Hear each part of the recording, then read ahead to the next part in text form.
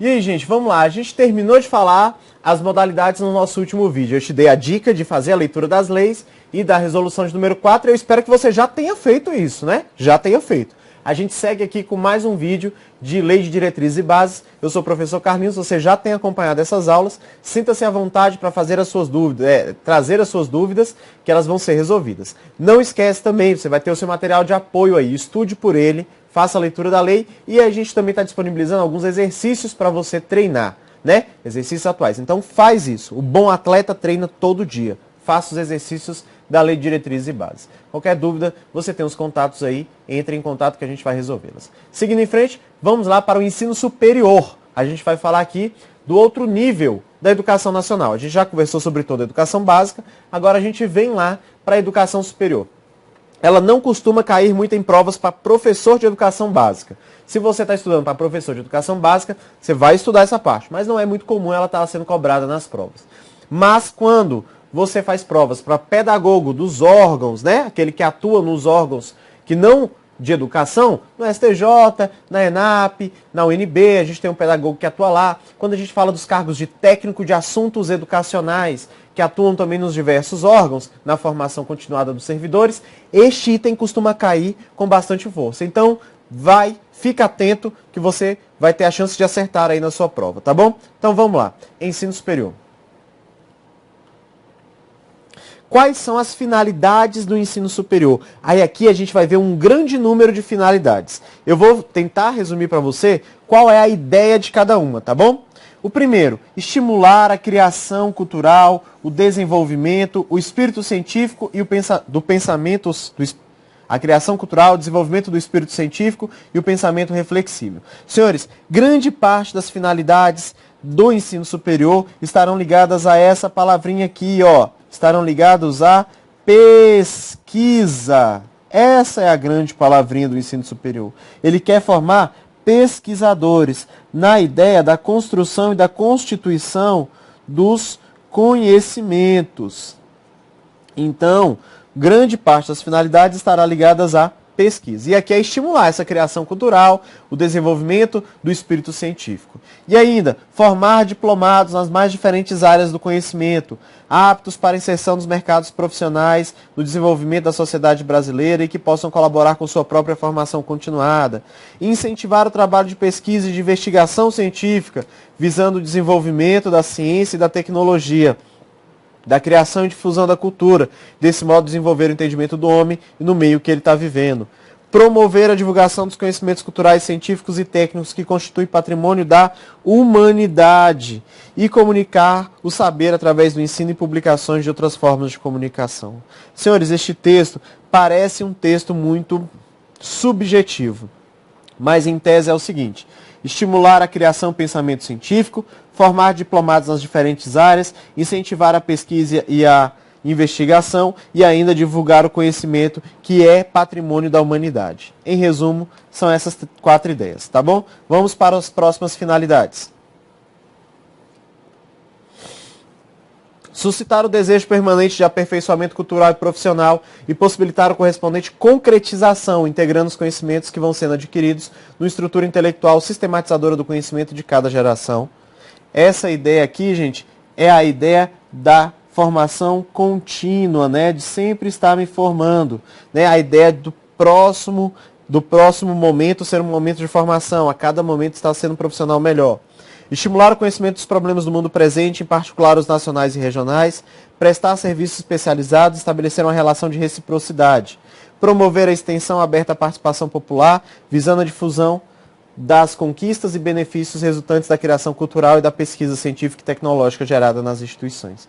Então, senhores, em resumo, formação continuada, reconhecer que os problemas do mundo são a base das suas pesquisas e fornecer a essa comunidade a resposta para esses problemas e promover à comunidade a formação através dos cursos de extensão que o ensino superior deve promover. Essas são as finalidades do ensino superior.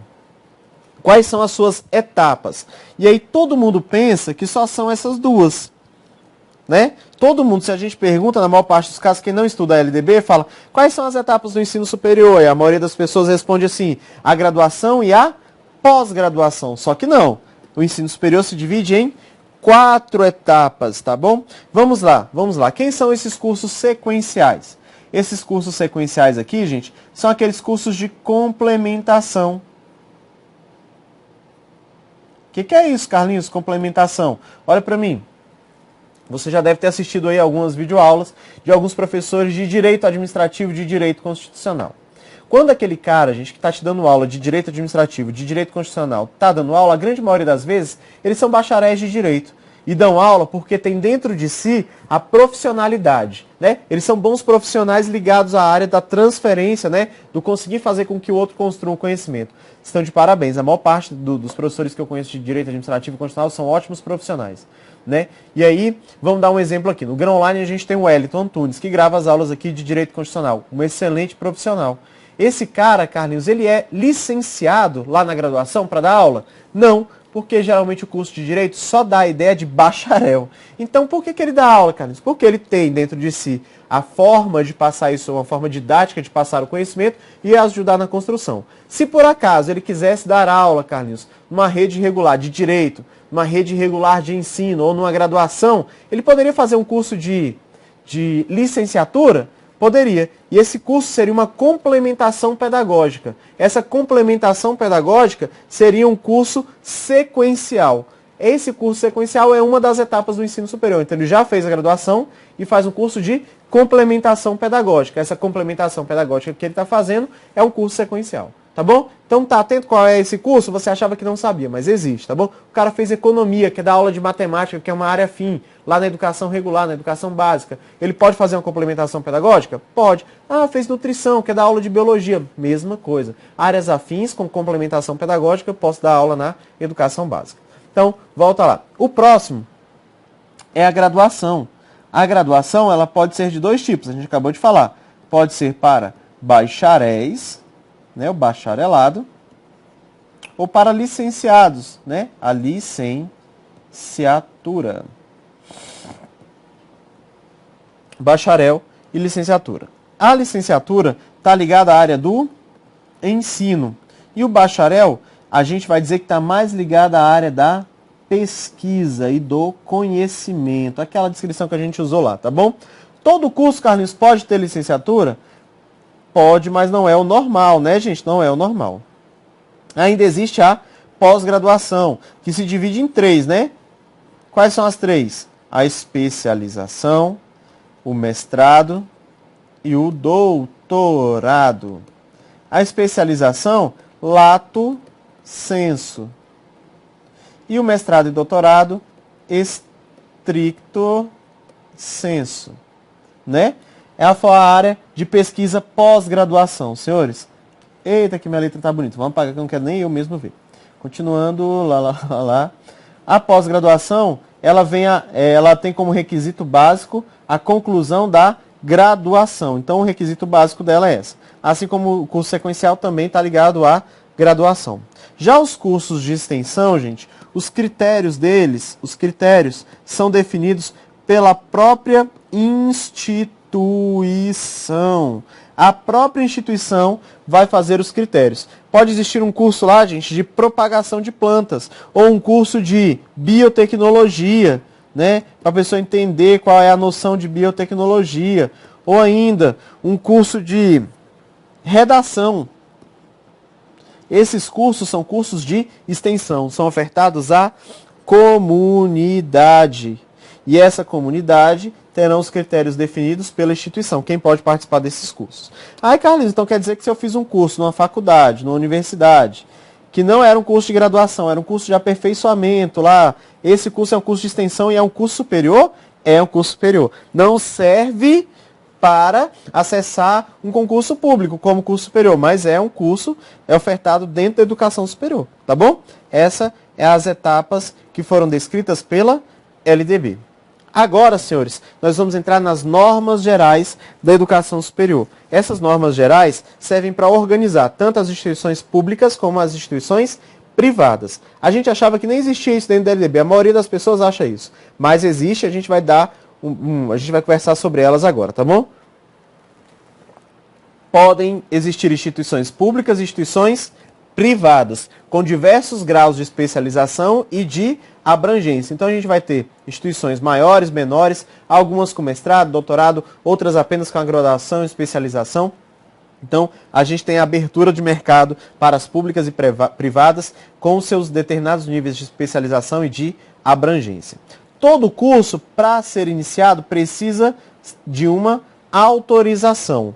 E essa autorização ela não é ad eterno, né? Ela não é para sempre. Ela tem que ser renovada. E essa renovação, Carlinhos, acontece como?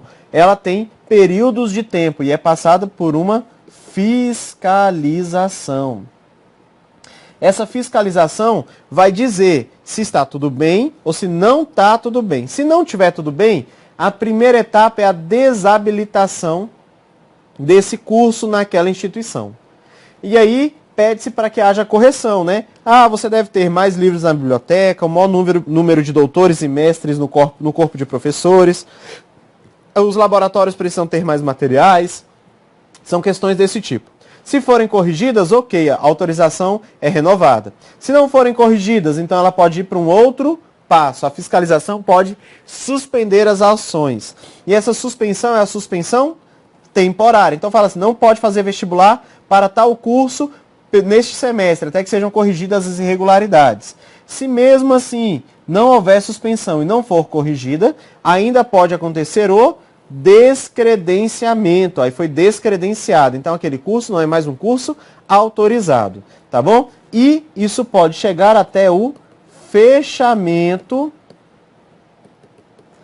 da instituição superior. Fechou a instituição, é a pior das penalidades ligadas à autorização e à renovação dessa autorização. Tá bom, senhores? Então, sigam o caminho aí, é autorizado. Precisa de renovação, passa por fiscalização. Pode ser desabilitada, suspensa temporariamente, descredenciada ou ainda fechada. É alguns casos. E isso acontece geralmente com as instituições privadas, porque as públicas devem sanar as deficiências com alta celeridade. É uma das atribuições do poder público. Então, há o investimento do poder público para que essas deficiências sejam sanadas. A fiscalização acontece tanto para a pública quanto para a privada. Na pública é o poder público que o sana rapidamente. Já a privada, ela precisa da sua mantenedora fazer isso, tá bom?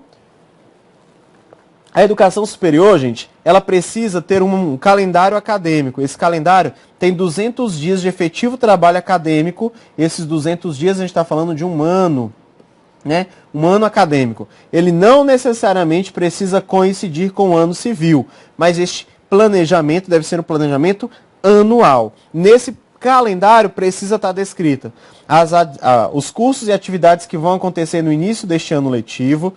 Tem que dizer o que acontece de forma organizada para esse planejamento, tá bom? Na educação superior, a gente tem ainda uma característica, uma coisa chamada de extraordinário aproveitamento de estudos. Olha para mim. Esse extraordinário aproveitamento de estudos, ele é uma ideia de que o aluno já tem aquela capacidade adquirida, ele não precisa cursar aquela disciplina. Olha que engraçado. Eu fiz magistério, né, lá no ensino médio, eu ainda participei daquela educação tecnicista. Ai, Carlinhos, isso é muito velho. Não, não sou. Você pode ver que não existem rugas no meu rosto e a beleza é natural, porque eu sou um jovem senhor ainda. O tecnicismo, senhores, eu ainda participei das últimas turmas de magistério que a gente teve aqui no Distrito Federal.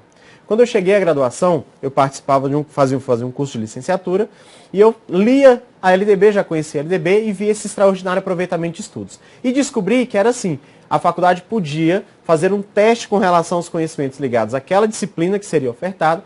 Se eu conseguisse um aproveitamento esperado, eu não precisaria cursar aquela disciplina. Então eu fiz uma solicitação lá na coordenação do meu curso. Falei, eu quero fazer a prova de didática, né? Tinha essa disciplina didática lá na minha graduação e eu já tinha cursado isso no ensino médio. Não posso aproveitar porque são em níveis diferentes, mas eu podia fazer uma prova que ia testar os meus conhecimentos. Então, a coordenação do curso construiu essa prova de didática para mim. E eu fiz a prova de didática. Ao final, ela foi corrigida, eu tinha tirado uma nota que era o suficiente para ser aprovada. Eu tinha tirado acima de 70%, que era a média da faculdade onde eu estudava. Quando eu tirei a nota, automaticamente no meu no meu histórico, apareceu lá na disciplina didática, crédito concedido. Por quê? Eu havia sido aprovado por um extraordinário aproveitamento de estudos. Então essa característica é uma característica do ensino superior, que muitas pessoas desconhecem porque a LDB geralmente não é lida essa etapa do ensino superior, tá bom? Qualquer pessoa pode pedir, Carlinhos? Qualquer pessoa pode pedir, tá bom? Ela vai ser testada, algumas faculdades preferem as provas, outras vão preferir outras formas, tá bom? Então, tome esse cuidado, existe essa característica. As universidades, faculdades podem usar o extraordinário aproveitamento de estudos como uma característica aí para saber se o aluno já tem aqueles conhecimentos ou não. Seguindo em frente. A frequência é obrigatória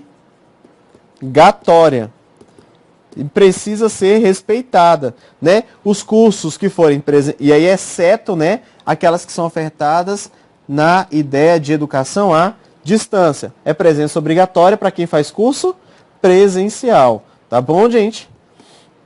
Os cursos diurnos devem ter a mesma qualidade dos cursos noturnos. As faculdades que ofertam o curso no diurno e no noturno devem o fazer com a mesma qualidade que o fazem no diurno. Por quê, Carlinhos? Porque serão os mesmos profissionais que estarão no mercado, né? Não importa o horário que ele estudou. Por isso é que a qualidade deve ser respeitada, tanto dos cursos diurno quanto dos cursos noturno, tá bom?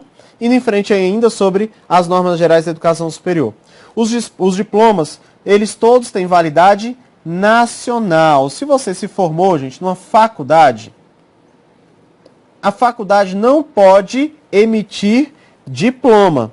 A faculdade emite certificado. Então, o que ela faz? Ela procura uma universidade, apresenta a sua documentação de autorização, de credenciamento e reconhecimento e mostra para aquela universidade que o curso aconteceu bem. E aquela universidade vai emitir o diploma para aquela faculdade. E o diploma que você tiver tem validade nacional.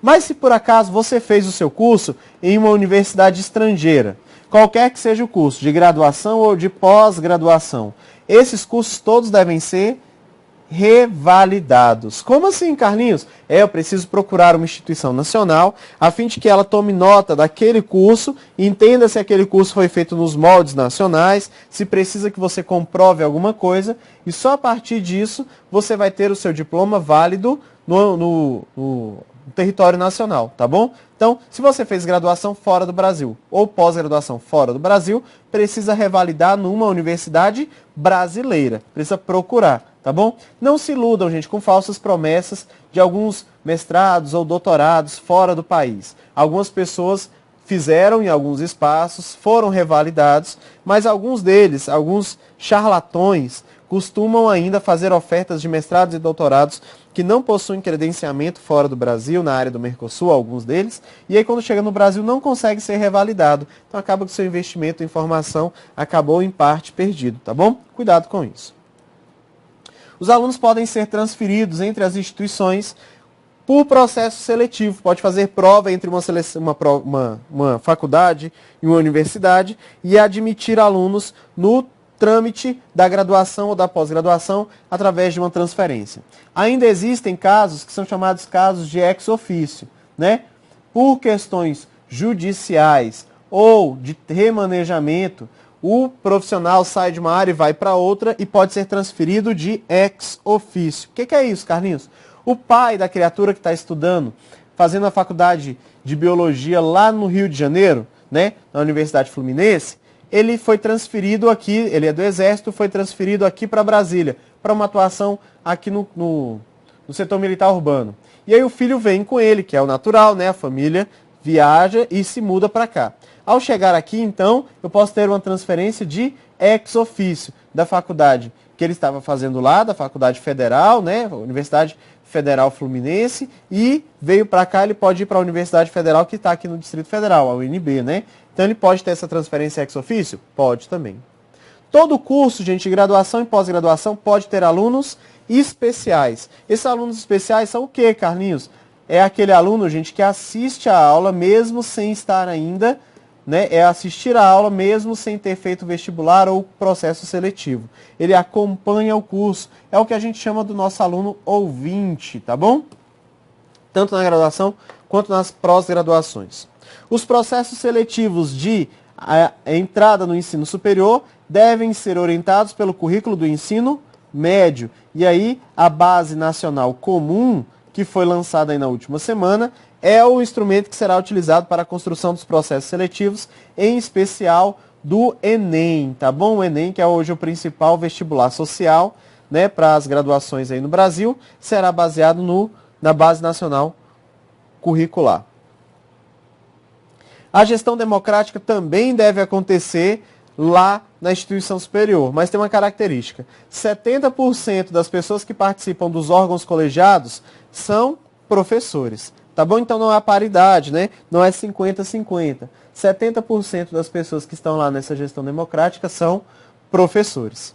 E existe uma carga mínima de trabalho para os profissionais. A carga mínima é de 8 horas de trabalho semanais. E eu estou falando disso nas universidades públicas. Tá bom?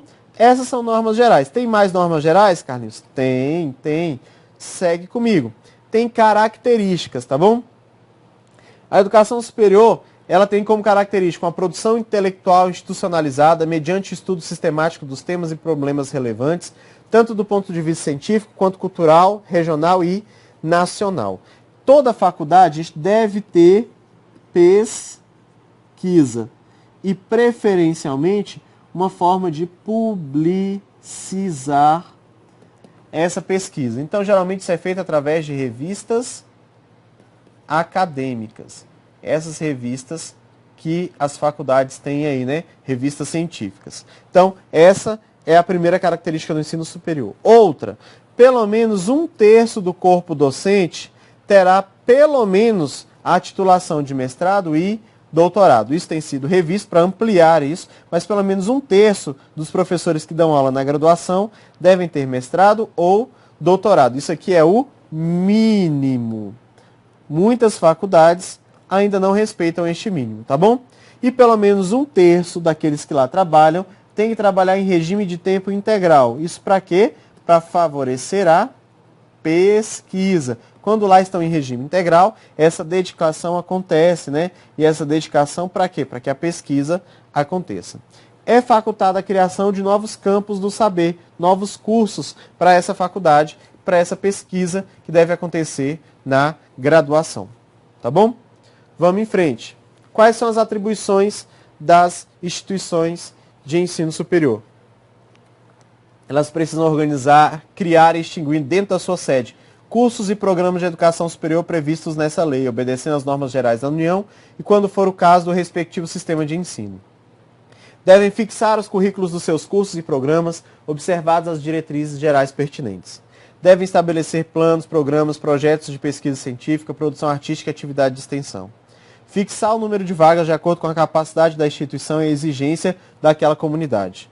Elaborar e reformular seus estatutos e regimentos em consonância com as normas gerais. Então, senhores, isso são atribuições que todas as instituições superiores precisam ter, tá bom? Ela organiza os seus cursos dentro da sua sede, abre ou fecha, fixa os seus currículos, estabelece planos e projetos de trabalho, número de vagas dos vestibulares que for abrir, reformula seus regimentos e seus estatutos. Ela confere grau, né? Tem a ideia da colação de grau, faz diplomas e dá outros títulos, firma contratos e convênios, aprova a execução de planos e projetos, administra os rendimentos e deles dispor a contribuição que a lei fizer e os seus estatutos, recebe subvenções, que são a ideia de transferências, doações, heranças, legados, cooperação financeira de acordo com os convênios que houver entre instituições públicas e instituições privadas. Todas essas são atribuições das instituições de ensino superior. Com relação ao orçamento, aí eu estou falando no orçamento das instituições públicas, elas têm orçamento próprio. A grande parte das universidades se organizam em fundações, tá bom? Fundações públicas. Essas fundações estão dentro da administração indireta, falando aí de direito administrativo. E aí elas não estão subordinadas a ninguém, estão vinculadas, tá bom? Então o que elas têm que fazer com relação ao orçamento? Elas vão vão dar a criação, expansão, modificação e extinção dos cursos de acordo com os valores que têm, vão ampliar ou diminuir o número de vagas, vão elaborar a programação dos cursos, vão elaborar a programação dos cursos, vai elaborar a programação das pesquisas e das atividades de extensão, vão contratar ou dispensar professores e vão auxiliar na construção dos planos de carreira dos professores que lá atuam. Isso tudo ligado ao din-din, né? Estou falando de dinheiro. As universidades públicas também devem propor o seu quadro de pessoal docente, técnico administrativo, fazer o seu plano de carreira e com os recursos disponíveis. Isso aqui cada universidade organiza seu próprio concurso de admissão, tá bom? Vai elaborar o regulamento do pessoal em conformidade com as regras gerais. Geralmente elas utilizam a mesma legislação federal, que é a 8.112/90. Vão aprovar seus planos e projetos, elaborar os seus orçamentos anuais e plurianuais, né, para os anos que se sucedem. Vão adotar um regime de fiscalização financeira e contábil, né, para organizar o funcionamento. Fazer operações de crédito, financiamento, aprovar compra de bens móveis e imóveis. Fazer transferências e quitações se forem necessárias para o bom desenvolvimento do trabalho que lá acontece. Senhores, elas são um órgão como outro qualquer, precisam dessas disposições administrativas também, tá bom? Paramos de falar de ensino superior. Por que paramos de falar de ensino superior? Porque agora nós vamos falar um pouco dos profissionais da educação. Então, olha só, a gente já conversou aqui sobre a educação básica inteira, né? A gente conversou sobre toda a organização da educação nacional, falamos dos níveis da educação básica, falamos da educação superior, e agora a gente entra nos profissionais. Senhores, nós estamos chegando ao fim da nossa lei, tá bom? A gente está lá por volta do artigo 68, faltam aí 15 ou 20 artigos para a gente finalizar a lei. Esses artigos finais são muito tranquilos, mas eu vou te pedir uma atenção porque eles voltam a ser cobrados das provas, tá bom? São artigos que costumam estar por lá, mas a cobrança é bem simplória e aí você vai ver nas questões de prova. A gente vai fazer aqui eu vou te explicar aqui sem muita delonga e você vai entender como isso funciona, tá bom? Então vamos lá, quem são os profissionais da educação? Todos aqueles que atuam próximo à educação. A lei descreveu como é a sua formação e quem são esses profissionais, tá bom? Então vamos lá no material para você entender isso. Os profissionais da educação são quem? Os trabalhadores, ou os professores, trabalhadores que têm curso na área de pedagogia ou curso em área pedagógica afim. Quem está atuando dentro da sala de aula, o orientador educacional, o supervisor, o diretor, áreas pedagógicas ou que atuam diretamente próximo a ela, tá bom, gente? Aqueles que atuam dentro da escola, têm funções ligadas à educação profissional, tá bom? Essa formação desses profissionais passa por alguns fundamentos. E os fundamentos são os fundamentos científicos e sociais do trabalho. E aí eu diria que esse aqui é o principal. Vamos botar uma estrelinha aqui. Todo professor que trabalha, toda pessoa que trabalha dentro da escola, todo profissional da educação, ele deve ter uma formação que preza pela unicidade entre a teoria e a prática. Não adianta só se formar e não saber o que vai atuar lá dentro da escola. Por isso o estágio é obrigatório nesses cursos e faz com que a gente entenda como funciona a prática, tá bom? E ainda eu posso ter aproveitamento de estudos anteriores. Já fiz parte de um curso de graduação, posso aproveitar aquilo que eu já fiz? Posso. Posso ter complementação pedagógica? Posso. Então, esses fundamentos da formação profissional também estão ligados à formação do profissional da educação básica. Esse profissional da educação básica tem algumas características em especiais que não são iguais dos outros profissionais, tá bom? Vamos lá. Qual é a formação mínima para o profissional da educação?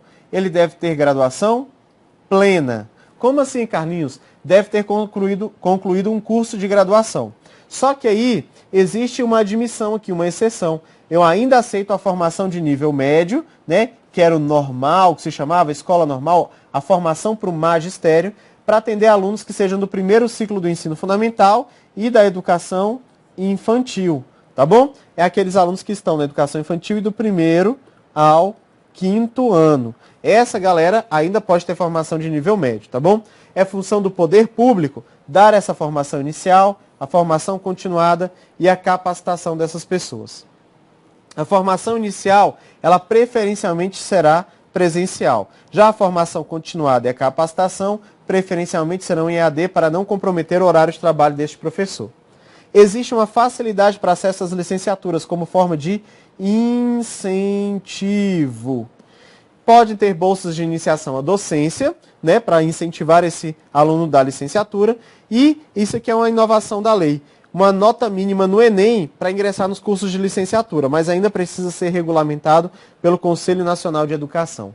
Essa característica aqui da nota mínima é algo que ainda não aconteceu, mas a ideia é elevar a qualidade do ensino das licenciaturas.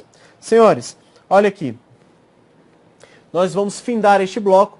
No próximo vídeo que a gente tiver, a gente volta a falar um pouquinho desses profissionais, as suas características, e vamos adentrar a parte das verbas em educação, tá bom? O que é gasto com educação, o que não é gasto com educação e as disposições gerais e finais. No próximo vídeo nós encerramos o estudo com a LDB e faremos alguns exercícios para você acompanhar essas correções, tá bom? Então, não se perde não, tá bom? Estuda, faça a leitura da lei, da resolução 04 e os exercícios e eu te encontro daqui a pouco no próximo vídeo. Um abraço.